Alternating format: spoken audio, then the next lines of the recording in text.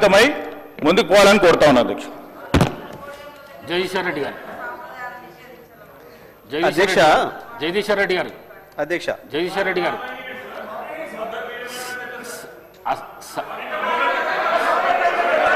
జగదీశ్వర్ రెడ్డి గారు. జగదీశ్వర్ రెడ్డి గారు. జగదీశ్వర్ రెడ్డి గారు. సార్ చెప్పండి. అసహనానికి గురి కాకండి. మేమా? మీరే రాష్ట్రపతి చూస్తున్నారు. మీరే మీరే రాష్ట్రపతి చూస్తున్నారు అధ్యక్ష. రాష్ట్రపతి చూస్తున్నారు. అధ్యక్ష సహనం. అధ్యక్ష రాష్ట్రపతి అందరూ చూస్తున్నారు. జగదీశ్వర్ రెడ్డి గారు ప్లీజ్. జగదీశ్వర్ రెడ్డి గారు ప్లీజ్. జగదీశ్వర్ రెడ్డి గారు ప్లీజ్ 1 minute. అసహనానికి గురి కాకండి. సహనంతో మాట్లాడండి. సభా సాంప్రదాయాలను కాపాడండి. మీరు సీనియర్ శాసనసభ్యులు, మంత్రి పదవి కూడా చేశారు మీరు 10 సంవత్సరాలు.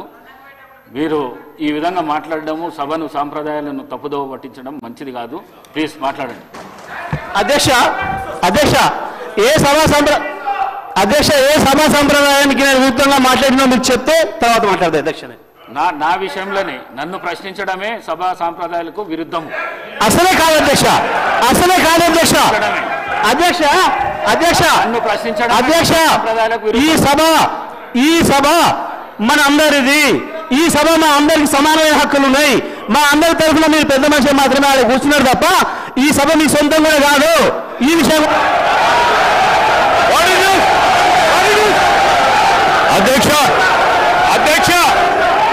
అధ్యక్ష వారు మాట్లాడిన ప్రతి పదం వెనుకకు తీసుకోవాల్సిందే. ఈ రోజు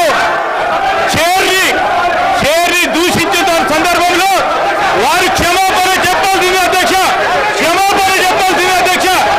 అహంకారంతో మాట్లాడకూడదు అధ్యక్ష. క్షమాపణ చెప్పాల్సిందే. ఈ రోజు చేర్ పైన దూషణలు చేస్తూ బెదిరించే కార్యక్రమం చేస్తూ ఈ రోజు వారు చేసిన మాటలు విషయంలో తప్పకుండా జగదీశ్వర్ రెడ్డి గారు వారి పార్టీ పూర్తి స్థాయిలో క్షమాపణ చెప్పాల్సింది అధ్యక్ష.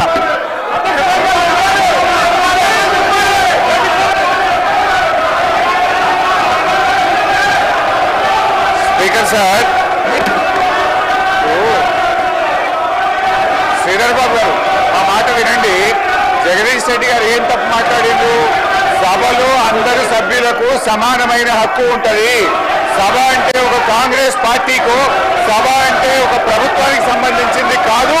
ప్రతిపక్ష శాసనసభ్యులకు కూడా సమానమైన హక్కు ఉంటుంది అని చెప్పి జగదీష్ రెడ్డి గారు అన్నారు. దాంట్లో ఎంత మాత్రం జగదీశ్వర్ రెడ్డి గారు.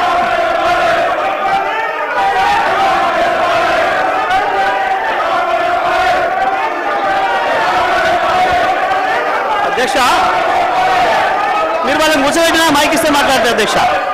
వాళ్ళని కూర్చోబెట్టి నాకు మైక్ ఇవ్వండి. మైక్ ఇవ్వండి. సభను ఆర్డర్లో పెట్టి నాకు మైక్ ఇస్తే మాట్లాడతారు అధ్యక్ష. లేకపోతే నేను మాట్లాడిన అధ్యక్ష. సభను ఆర్డర్లో పెట్టి అందరు కూర్చోబెట్టి మాట్లాడతారు అధ్యక్ష. చెప్పండి.